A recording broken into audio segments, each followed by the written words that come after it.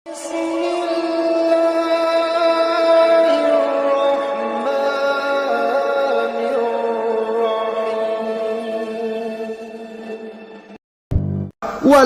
menurut abjad kita ini umat paling belakang, karena paling belakang kita ini toh, karena Nabi Muhammad adalah Nabi akhir, tapi akan dihisap lebih dulu, lewat di atas sirat lebih dulu, masuk surga lebih dahulu ketimbang umat-umat belakangan.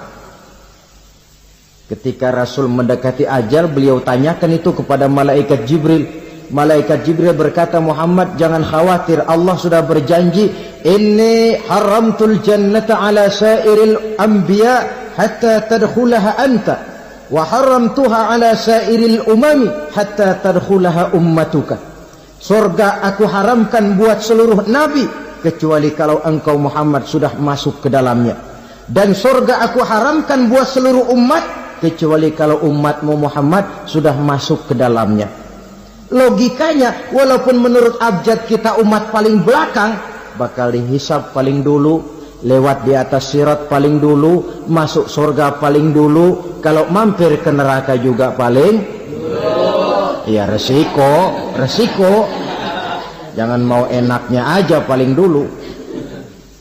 Saudara hadirin yang saya hormati, setelah masa kebangkitan itu jangan dikira begitu bangkit langsung diperiksa, masih menunggu menanti ribuan tahun perhitungan padang mahsyar untuk sampai kepada proses yang disebut yaumul hisab, hari perhitungan.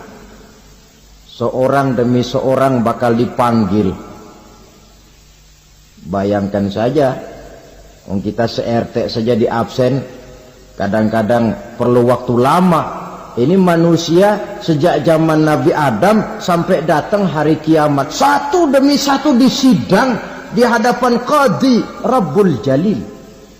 Status sosial copot sudah waktu itu. Yang pernah jadi hartawan di situ tidak lagi kelihatan kehartawanannya. Yang pernah jadi jenderal tidak lagi dipanggil jenderalnya. Yang ustadz tidak lagi dipanggil al-mukarramnya. Seluruh status sosial selesai. Dipanggillah kita seorang demi seorang menghadap Qadhi Rabbul Jalil. Bagaimana proses penghisaban itu? Pertama, proses tanya jawab. Di antaranya ada hadis menyatakan, lan tazula qadama 'abdin yaumal qiyamah hatta yus'ala an arba'i khisalin.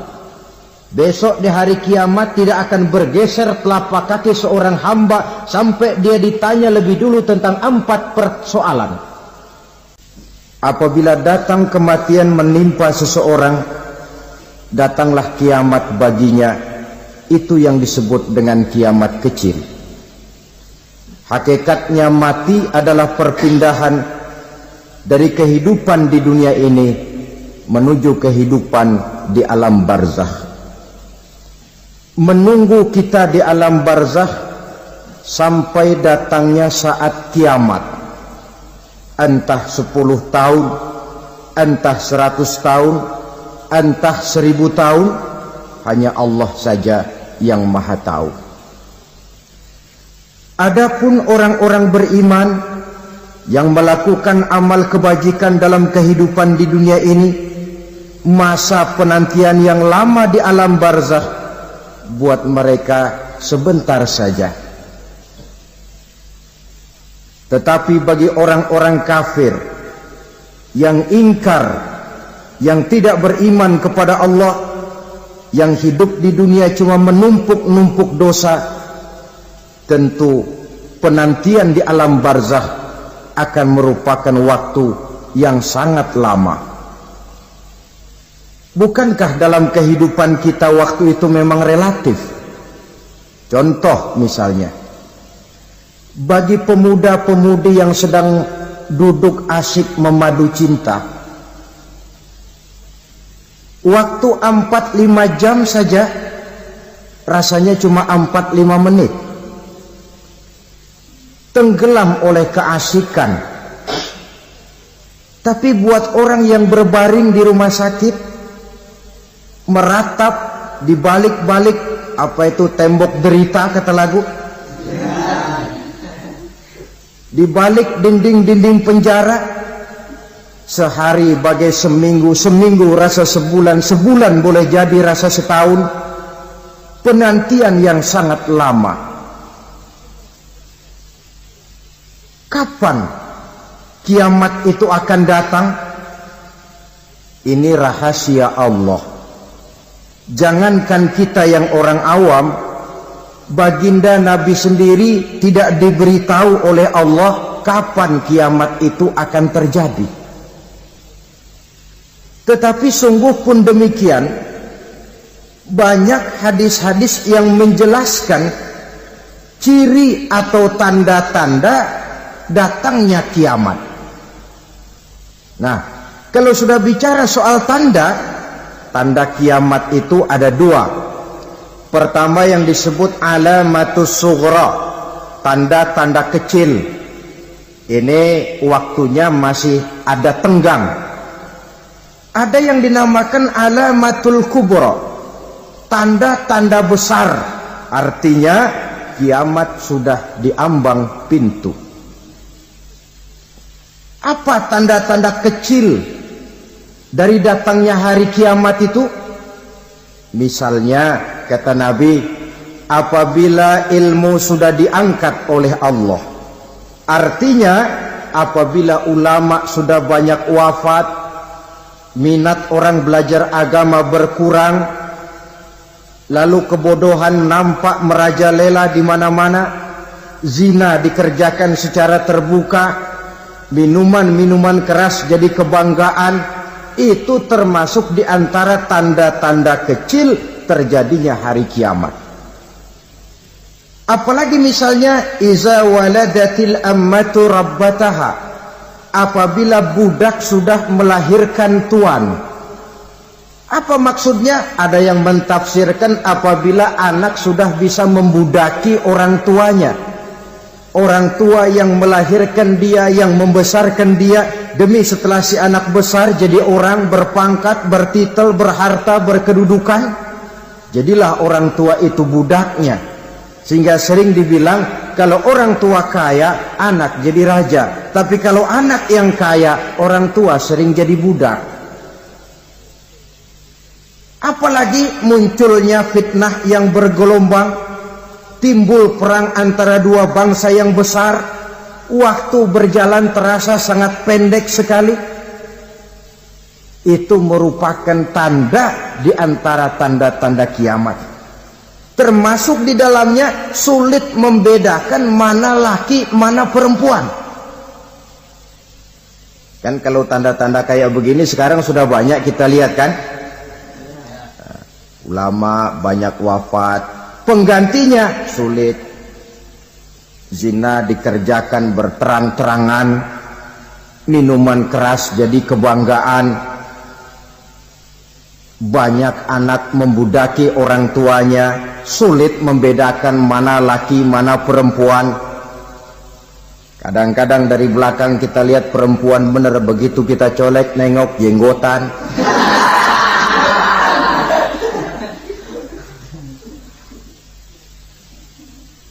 Ini termasuk tanda-tanda kecil, masih ada tenggang sampai akan terjadinya kiamat itu. Nah, yang dimaksud dengan tanda-tanda besar, ini tanda besar artinya kiamat sudah diambang pintu. Pertama, matahari terbit dari sebelah barat. Apabila matahari sudah terbit dari arah sebelah barat, tertutuplah sudah pintu taubat. Bersabda Nabi kita, la taqumus sa'atu hatta tatlu'a syamsu min maghribiha. Tidak akan datang hari kiamat sampai matahari terbit dari arah sebelah barat.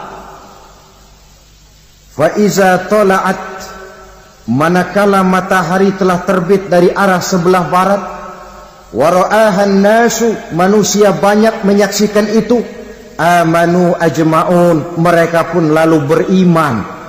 yang tadinya kafir, yang tadinya ingkar, yang tadinya membangkang, setelah melihat matahari terbit dari sebelah barat, buru-buru beriman, berlomba-lomba mengucap 2 kalimat syahadat. Tapi apa yang terjadi? Kata Nabi, wadzalika hina la yanfa'u nafsan imanuha lam takun amanat min qabl.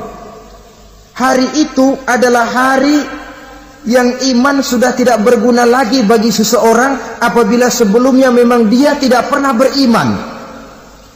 Au kasabat fi imaniha khaira, atau beriman tetapi tidak pernah melakukan kebajikan di dalam keimanannya itu.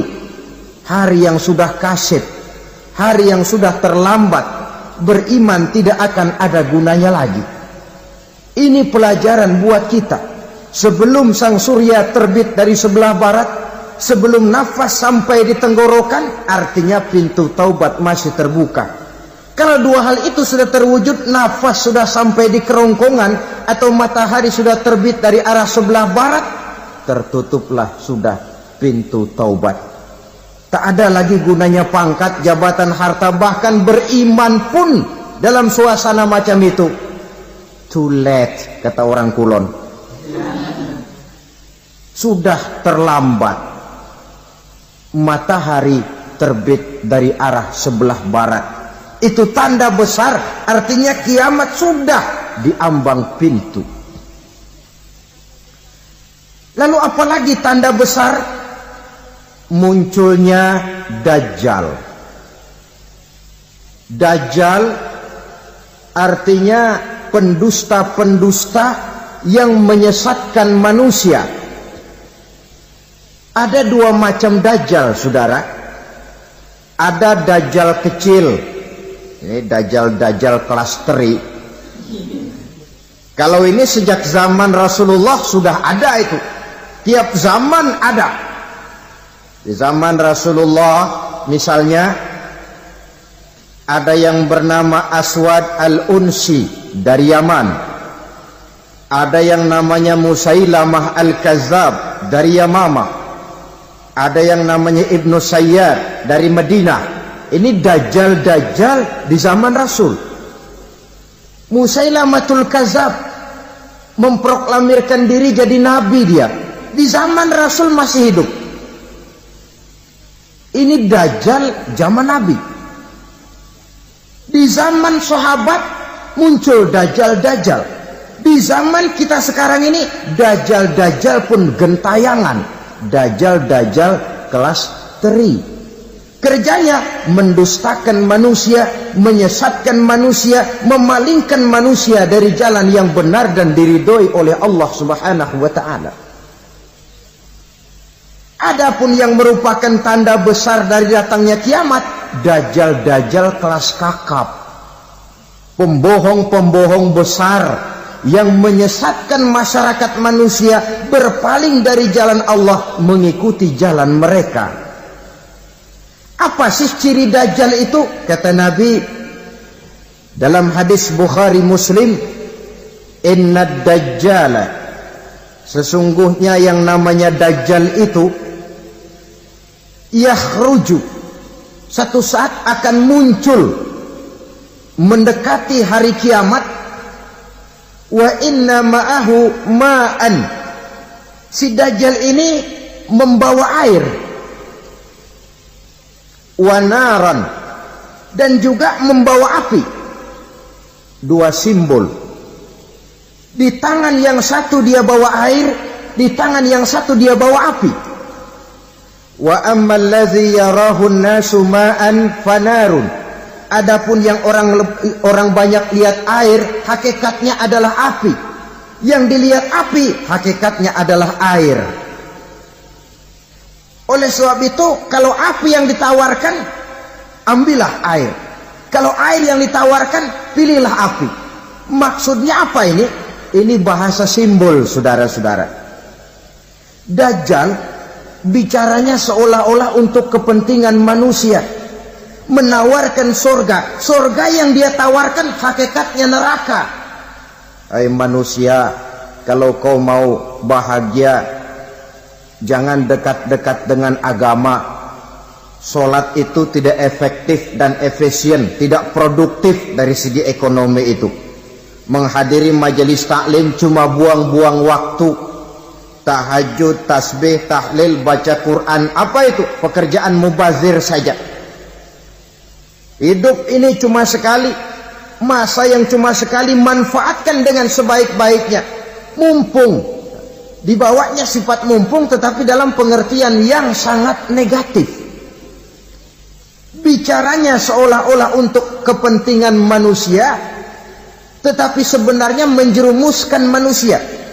Menawarkan air, tapi sebenarnya api. Menawarkan api, tapi hakikatnya air. Buat apa kamu sholat? Buat apa kamu bayar zakat? Buat apa kamu puasa? Surga yang dicanangkan Dajjal, hakikatnya neraka. Neraka yang digambarkan Dajjal, pada dasarnya adalah surga. Jadi memutarbalikkan fakta itu kerjaan Dajjal. Yang hak jadi batil, yang batil dibilang hak, yang benar jadi salah, yang salah malah jadi benar. Tuntunan disuruh jadi tontonan, tontonan malah menjadi tuntunan. Itu pekerjaan Dajjal profesinya. Zamannya Nabi Adam, Dajjalnya kan iblis. Betul? Betul. Apa sih gang kerayuan iblis itu?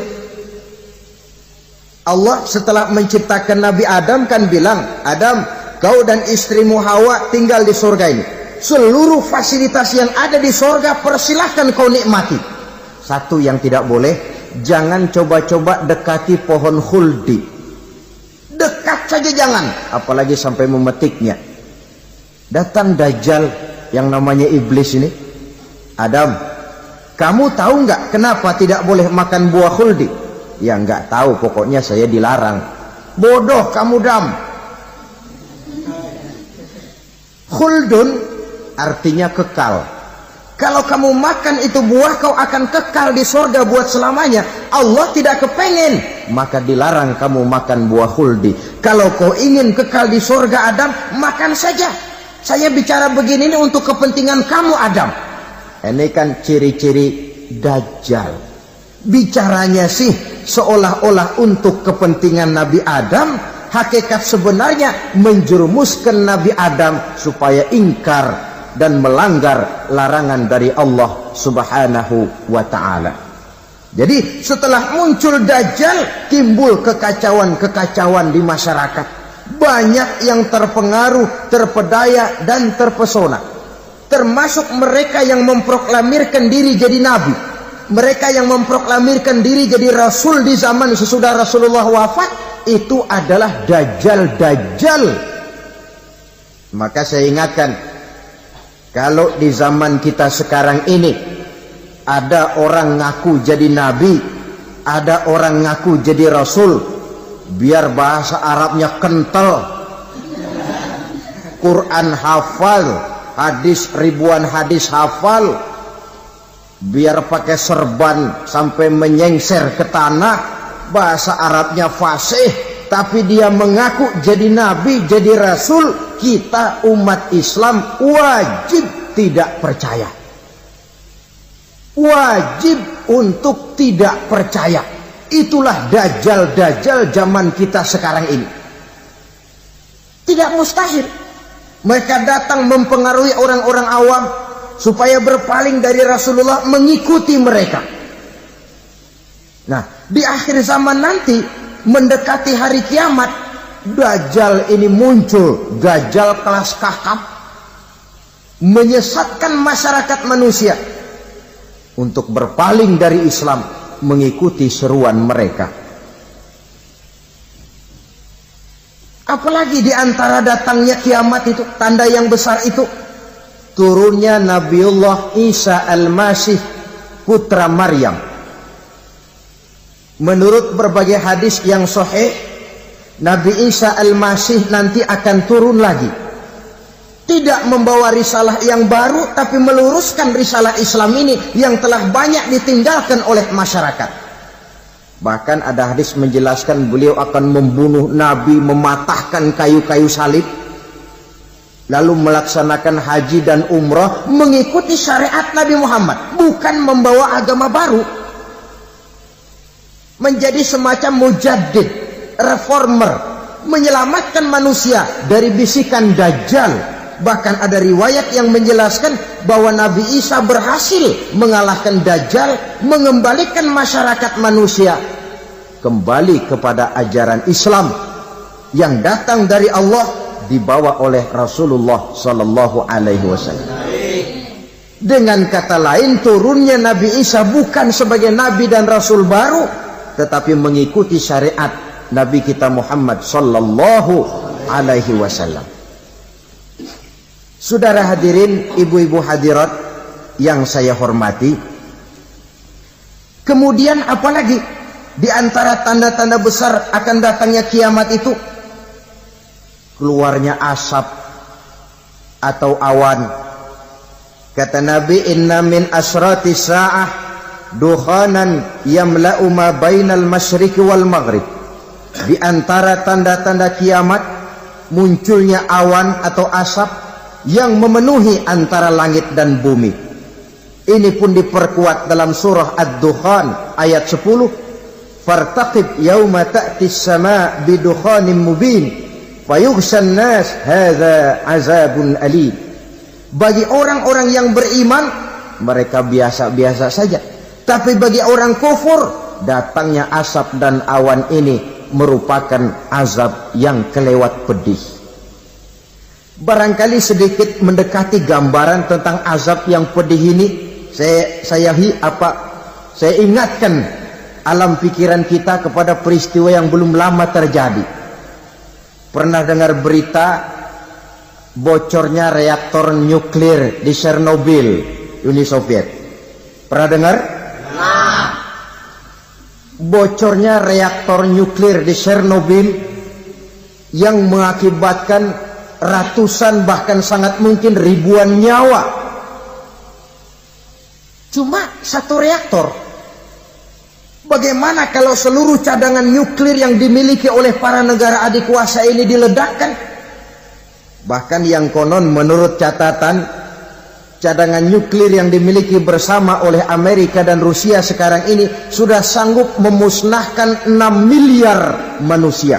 1,5 kali lebih banyak dari jumlah manusia yang nongkrong di permukaan bumi ini. Saudara-saudara hadirin yang saya hormati, lalu saat mendekati hari kiamat, apalagi tandanya? Setelah Nabi Isa wafat, pada saat turunnya yang kedua kali, lalu Allah meniupkan angin sejuk. Semua orang-orang beriman, orang-orang baik wafat, sehingga penghuni bumi ini cuma tinggal lagi terdiri dari orang-orang kafir. Tidak ada lagi di bumi ini yang bisa mengucapkan Allah. Sehingga dalam hadis qudsi itu ada keterangan, innallaha azza wa jalla yaqulu li Israfil. Allah pernah pesan kepada malaikat Israfil. Kata Allah, Israfil, iza sami'ta qailan yaqul Allah Allah fa akhirin nafah 40 sanatan ikraman liqailiha. Hai Israfil, apabila kau dengar di permukaan bumi masih banyak orang yang mengucapkan Allah Allah, maka tunda sangkakala kiamat itu 40 tahun. Untuk apa? Ikraman liqailiha, menghormati orang yang mengucapkan Allah Allah itu. Wah, jadi karena sekarang masih banyak yang mengucapkan Allah, besar hatilah kita, masih jauh kiamat itu. Tapi jangan lupa, kiamat pribadi, kiamat kecil itu yang gak kita sangka-sangka. Ajal datang mencabut nyawa, itu kiamat pribadi. Dan itu yang pasti kita hadapi, dan itu yang membuat kita tidak boleh bersikap main-main di dalam kehidupan sekarang ini. Saudara hadirin yang saya hormati, tidak ada lagi orang-orang muslim, seluruh penduduk dunia ini kafir, Lalu terciptalah struktur sosial yang berlandaskan prinsip hidup semau gue. Bakal terjadilah prinsip di mana yang kaya menyantap yang miskin, yang kuat menindas yang lemah. Hidup sudah bagaikan di rimba belantara. Berlaku hukum rimba. Siapa yang kuat dia yang menang, siapa yang lemah menjadi mangsa. Timbul kekacauan, maksiat merajalela, munkarat menjadi-jadi. Sehingga isi bumi ini penuh dengan segala macam perbuatan dosa. Tidak ada perlunya lagi alam diperpanjang temponya. Datang saat yang sudah dijanjikan oleh Allah Azza wa Jalla, maka terjadilah yang disebut kiamat kubra, kiamat besar, kiamat hancur-hancuran. Bagaimana kejadian ini dimulai? Dalam surah Az-Zumar ayat 68, Allah Subhanahu wa taala berfirman, "Wa nufikha fis-suri fasa'iqa man fis samawati wa man fil ardi illa man sya'allahu." Maka manakala ditiuplah sangkakala, terkejutlah seluruh yang ada di langit dan seluruh yang ada di bumi. Bila saat kiamat datang, Allah perintah malaikat Israfil, "Israfil, tiup sangkakalamu." Ditiuplah sangkakala oleh malaikat Israfil. Yang akibat daripada tiupan itu, seluruh yang ada di langit, seluruh yang ada di permukaan bumi terkejut. Yang ada di langit siapa? Malaikat kan. Bayangin aja kalau malaikat kaget, apalagi kita. Terkejut seluruh makhluk yang ada di bumi, yang ada di langit mendengar suara sangkakala itu. Bunyinya tidak sanggup kita bayangkan dahsyatnya. Ledakan nuklir, ledakan neutron, belum apa-apa ketimbang bunyi sangkakala malaikat Israfil ini. Nah, lalu mendengar bunyi sangkakala ini, gemparlah makhluk, kacaulah alam. Bumi gempa, planet-planet bertabrakan, gunung meletus, air laut tumpah ke darat, angin topan bertiup, halilintar menyambar. Lalu semua yang bernama hidup mati total. Mati bareng tanpa persiapan. La haula wa la quwata illa billah. Saya kadang-kadang dalam tafakur bermohon, ya Allah, mudah-mudahan saya enggak nemuin kiamat beneran. Ngeri. Tidak bisa kita bayangkan macam apa suasana seperti itu. Allah saja banyak memberikan gambaran, misalnya Al-Qari'ah, wa mal qari'ah, wa ma adraka mal qari'ah. Kejadian yang menggemparkan. Tahukah kamu apa kejadian yang menggemparkan itu? Yauma yakunun nasu kal farasil mabsus wa takunul jibalu kal ihnil manfus. Pada saat itu manusia berterbangan bagai kupu-kupu. Gunung berterbangan seperti kapas ditiup angin. Gunung saja macam kapas, konon lagi manusia. Kematian total, mulai semut sampai gajah mati, jin mati, iblis mati, malaikat mati. Malaikat saja mati. Saudara hadirin yang saya hormati, kematian total yang tanpa persiapan. Orang bilang, Pak, kalau mati bareng begitu yang repot malaikat maut dong ya. Cabut sana, cabut sini. Itu kalau menurut logika kita, mestinya begitu menurut logika. Tapi logika juga yang bilang nggak perlu serepot itu. Sebab untuk mematikan listrik di wilayah DKI Di wilayah Jakarta ndak perlu tiap rumah didatengin matiin ya lama. Cukup dari kantor pusatnya saja PLN tekan satu tombol, gelaplah seluruh Jakarta. Saudara hadirin yang saya hormati, kematian total. Lalu setelah kematian total, planet-planet juga mati, dalam arti tidak bergerak dan beredar. Angin mati, dalam arti tidak bertiup. Air mati, dalam arti tidak ada riak gelombang. Pokoknya semua mati. Kullu nafsin za'iqatul maut, semua yang bernafas mati. Dalam ayat lain, kullu man 'alaiha fan, semua yang ada di permukaan bumi fana. Yang kekal cuma Allah Subhanahu wa ta'ala. Yang paling belakang mati malaikat maut dan malaikat Israfil. Tapi mati juga sesuai dengan janji Allah. Menurut hadis Bukhari Muslim dari Abi Hurairah, masa tenggang waktu antara kematian total pada tiupan sangkakala pertama dengan proses kebangkitan pada tiupan sangkakala kedua 40 lamanya.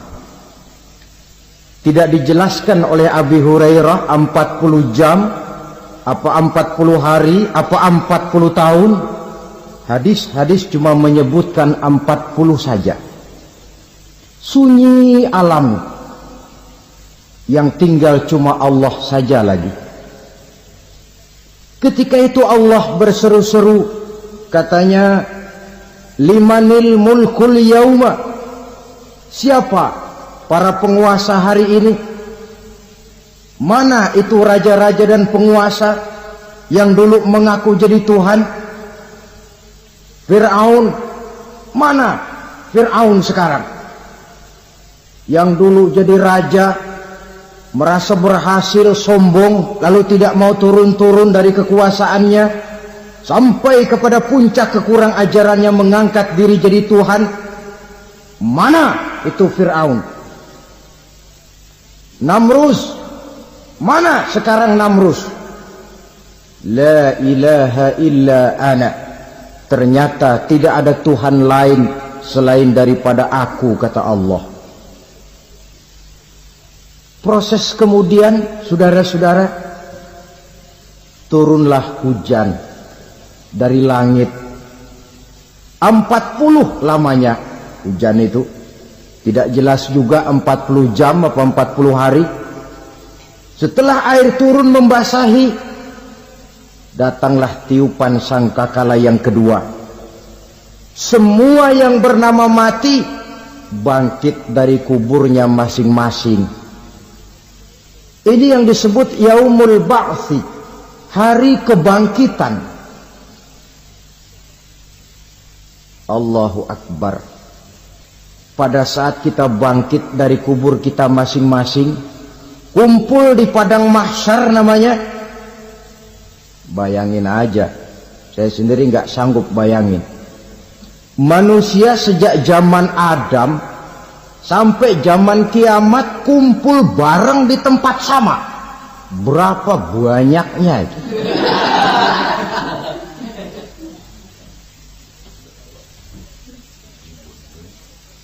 Dan yang luar biasa, menurut satu riwayat, pada saat bangkit itu, Masya Allah, roman muka kita berubah,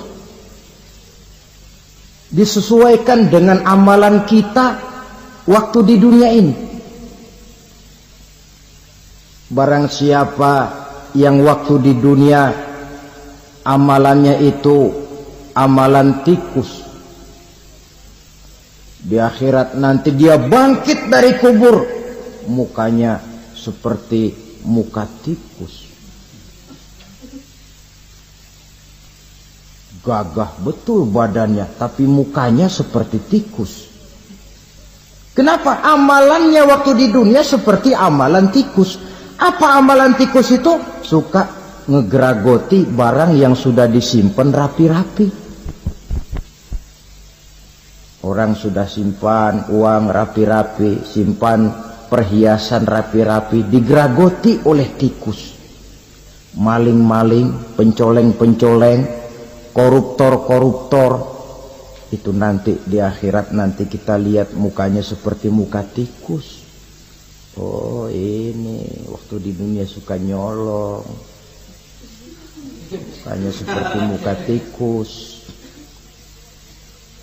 Barang siapa yang waktu di dunia ini amalannya itu amalan macan, dia akan bangkit nanti mukanya seperti muka macan. Apa amalan macan? Macan itu amalannya menang-menangan. Orang yang mau menang saja nggak mau mengalah. Coba lihat di hutan. Kenal hutan nggak? Di hutan, raja hutan di mana-mana pasti macan. Betul kan? Betul.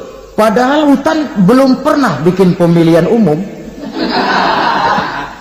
Tapi macan tidak peduli ada pemilihan umum apa tidak, pokok saya raja. Sebab apa? Macan jadi raja itu bukan karena benar, tapi karena kuat jadi raja. Setelah dia jadi raja, rakyat hutan yang mesti dilindungi malah dimakan oleh raja macan. Kambing rakyat hutan dimakan oleh macan. Ayam rakyat hutan dimakan oleh macan. Itu nanti kita lihat di akhirat itu mukanya seperti muka macan, gagah betul. Lalu barang siapa yang di dunia ini amalannya itu seperti amalan anjing, nanti dia punya muka seperti muka anjing. Apa amalan anjing? Pertama, anjing itu kalau disuruh jaga rumah, dia tidak bisa membedakan mana maling, mana tamu. Biar yang datang maling, kalau bawa tulang, anjing kalem. Yang kedua, anjing itu akan setia kepada siapa saja yang memberinya roti. Siapa yang memberinya roti, itulah majikannya. Apa kata majikannya pasti dia laksanakan. Soal benar atau salah dia tidak peduli. Setelah anjing dapat roti, dia tidak punya pilihan lain kecuali bilang, abdi mah kumaha juragan wae ayeuna mah.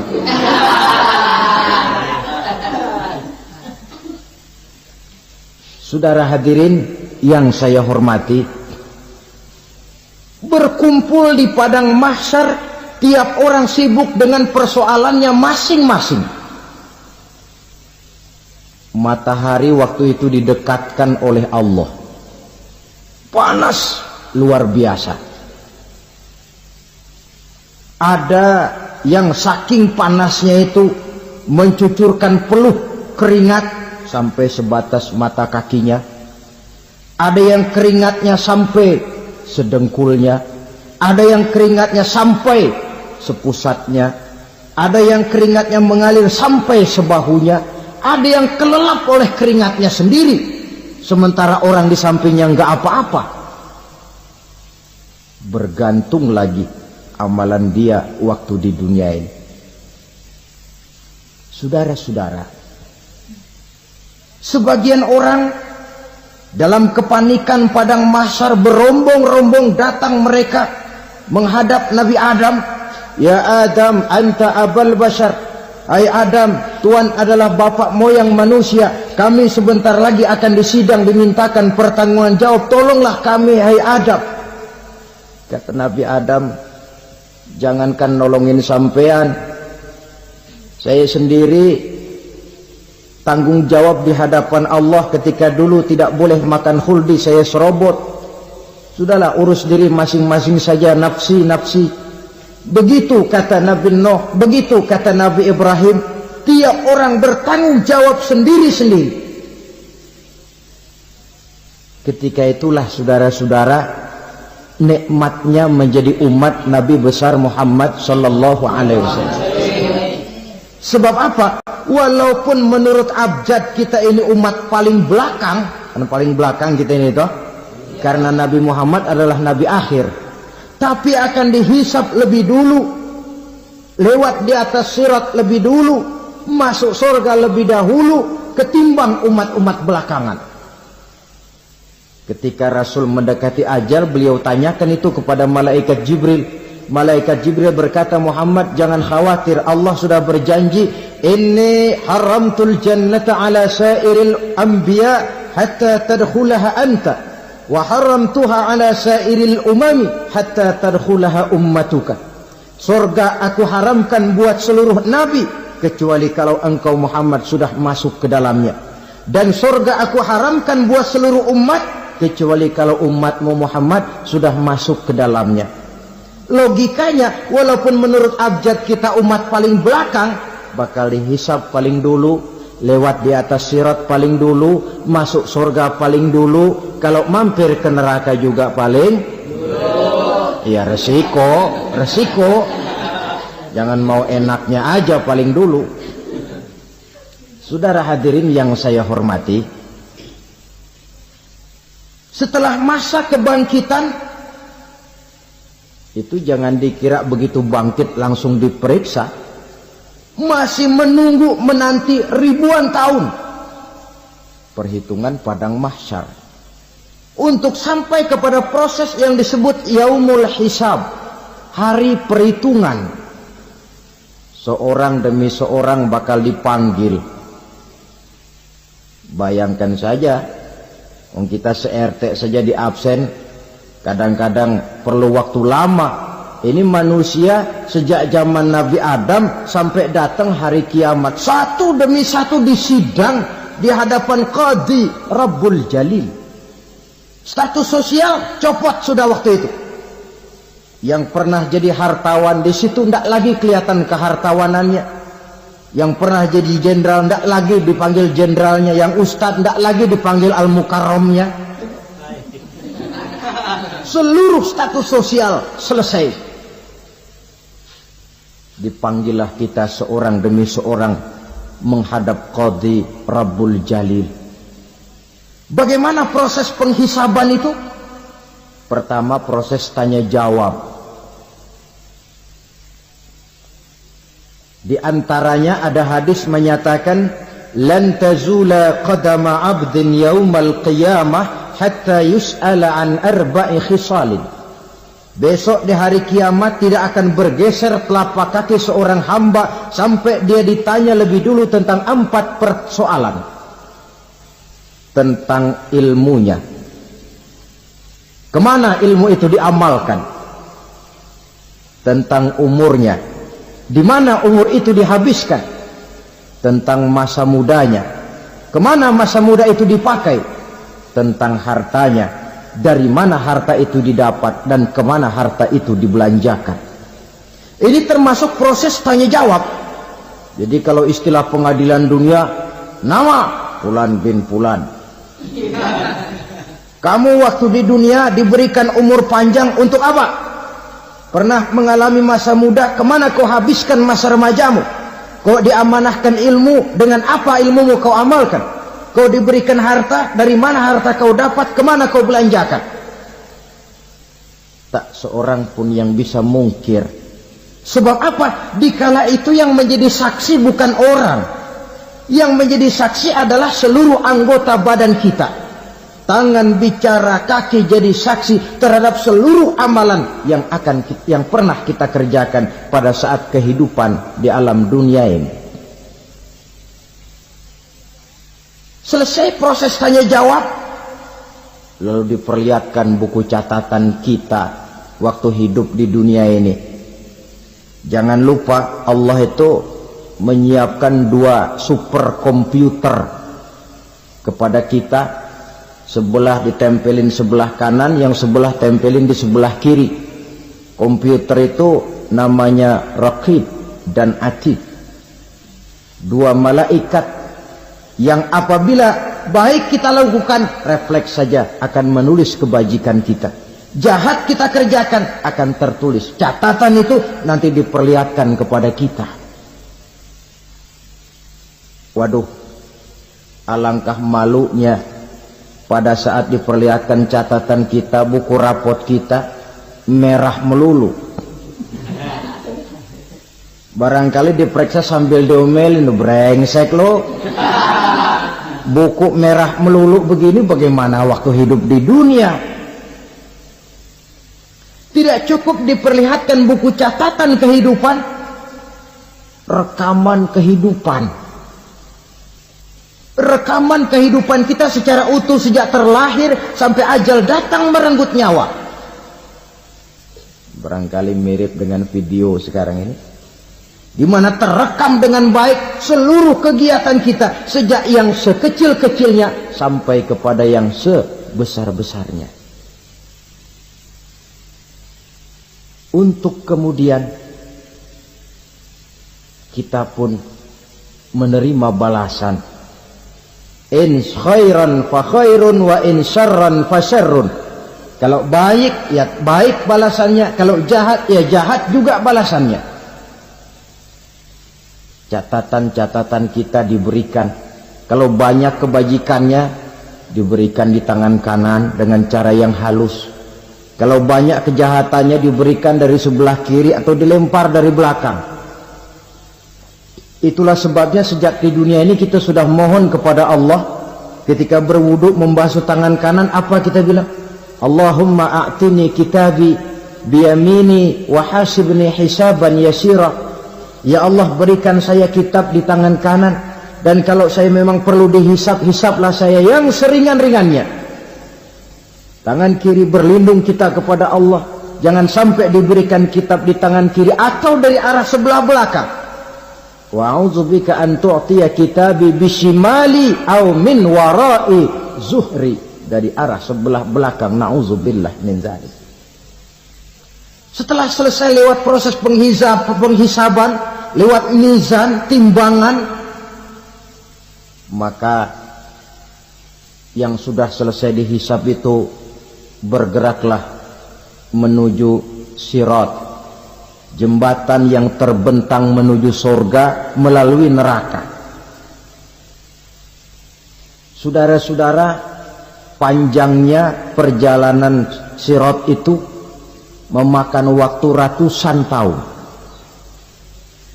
Tetapi orang yang lewat di atas sirat pun macam-macam, bergantung amalannya ketika di dunia ini. Ada yang lewat di atas sirat itu kal barkil khatib, seperti kilat yang menyambar, lep, sudah sampai dia di surga. Cepat bukan main. Ada yang lewat di atas sirat itu seperti orang lari-lari. Ada yang lewat di atas sirat itu seperti orang jalan biasa.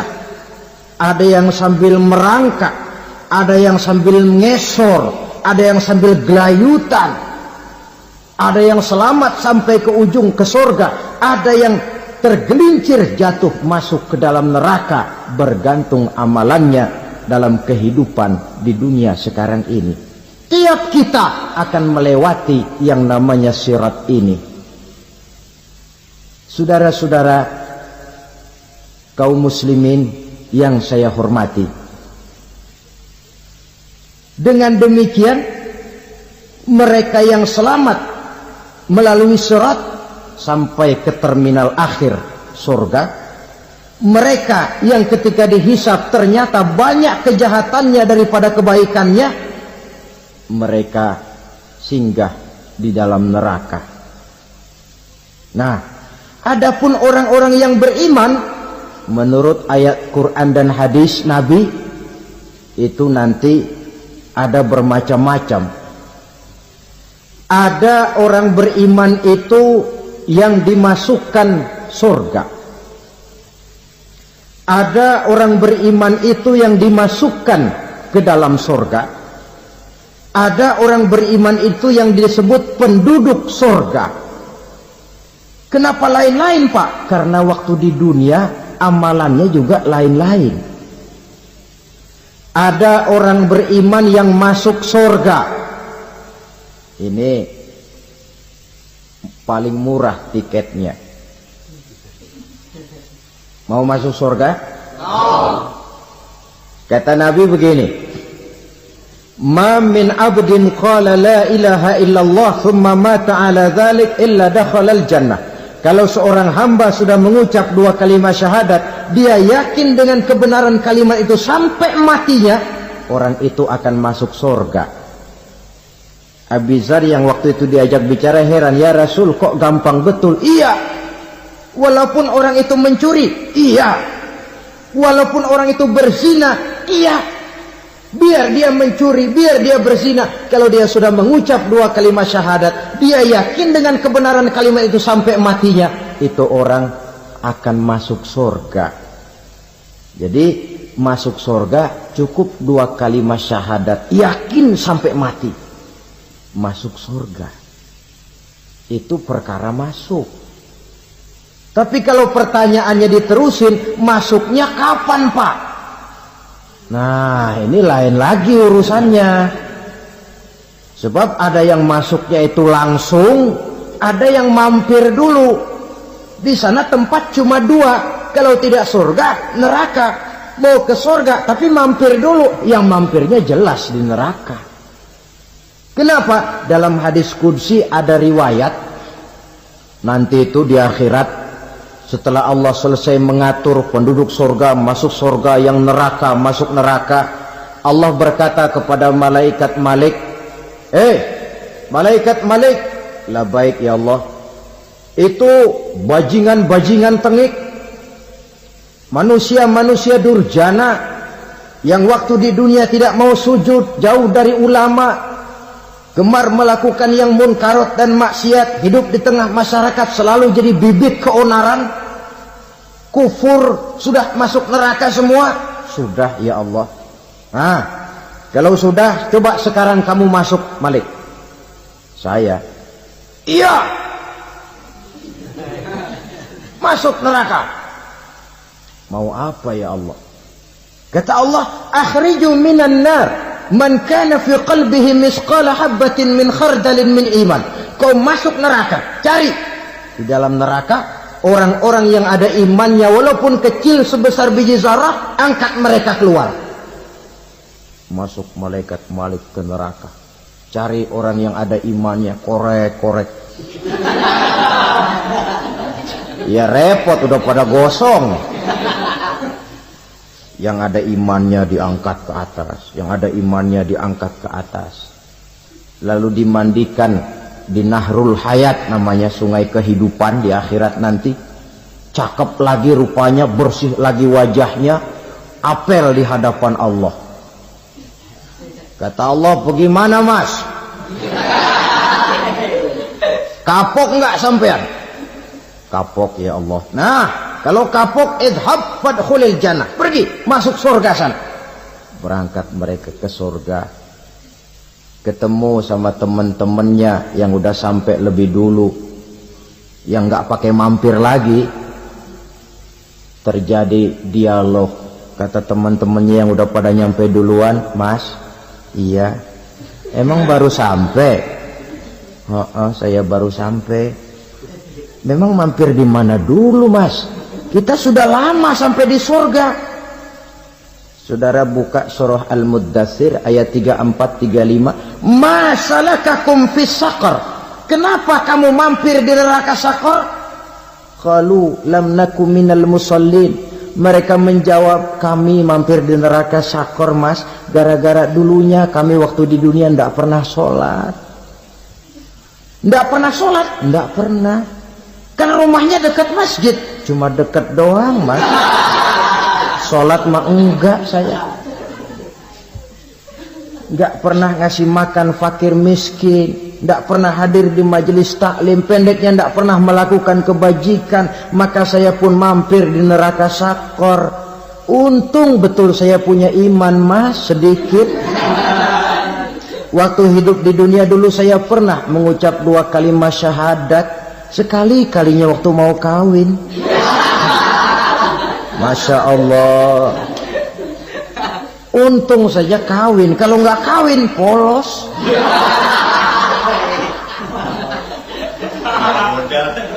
Itu juga pengulu sudah setengah mati ngajarin. Asyhadu alla, asyaduaan, asyaduaan.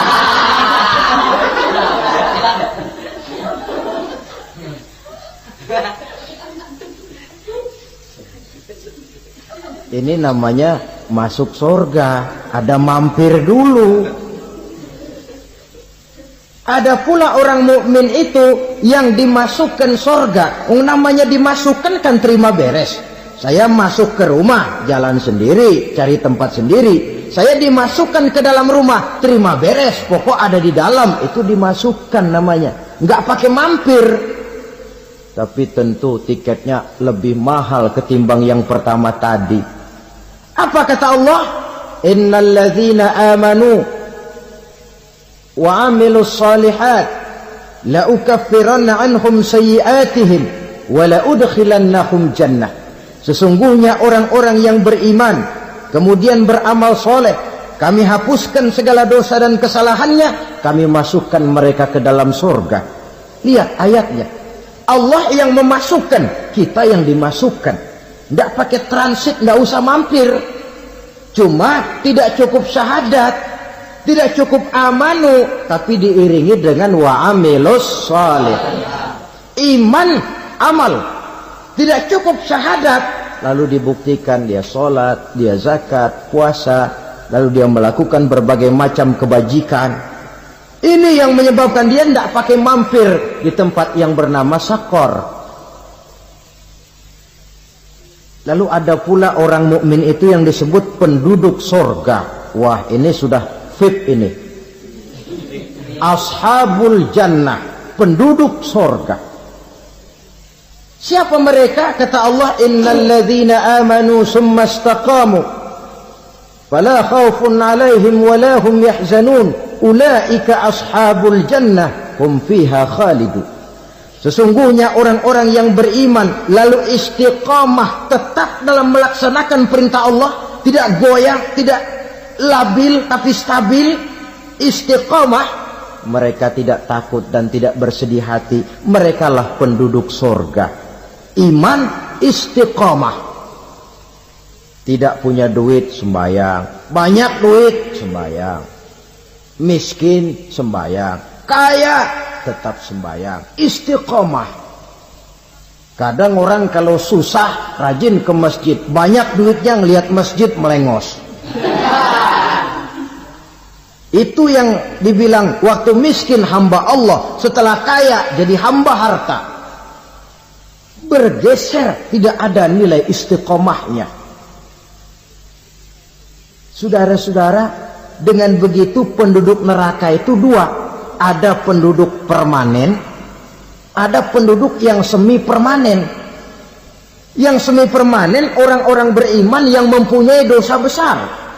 Mereka masuk ke neraka untuk menerima azab sesuai dengan dosanya.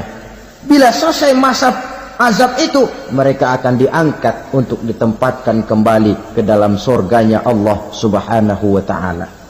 Nah, dikala itulah saudara-saudara, ada yang disebut syafaat dari Rasulullah Sallallahu Alaihi Wasallam.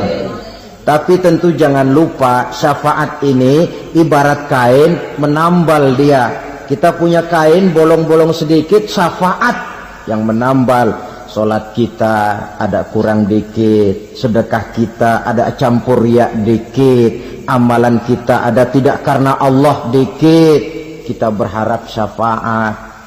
Jadi biarlah kain masih bolong-bolong, yang penting punya kain. Tapi kalau kainnya tidak ada, yang ditambal apanya?